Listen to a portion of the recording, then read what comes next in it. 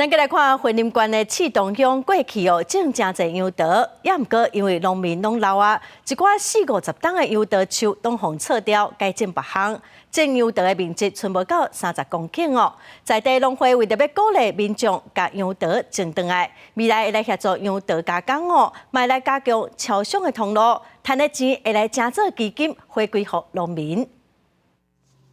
记者无因所讲，云林刺桐乡张氏杨桃果农就讲，过去刺桐乡种植杨桃面积超过100公顷，是台湾杨桃重要产区之一。但因为农民老化等因素，互真侪老残杨桃树被剁掉转做，愈来愈少人种杨桃，面积敢若剩20-30公顷。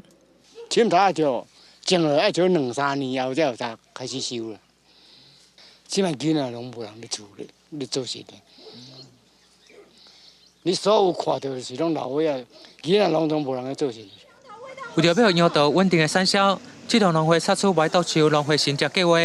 将杨桃转型透过商品化加工，打造农会品牌，并和超商业者合作提供价值，将杨桃加工品所卖的利润，要来当做新植基金。我们所有的所得的利润提拨3%，我们来回馈给我们这些别砍树，让我们来承接的青年朋友。目前已经有2位女生开始在种植，那我们希望它变成一个基金，未来长长久久，我们会把刺桐这个杨桃树再种回来。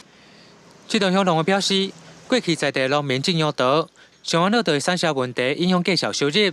但现在农会以杨桃加工来卖，并透过行销通路多元。互农民会当有稳定的收入，希望透过无毒树农会新植杨桃树的计划，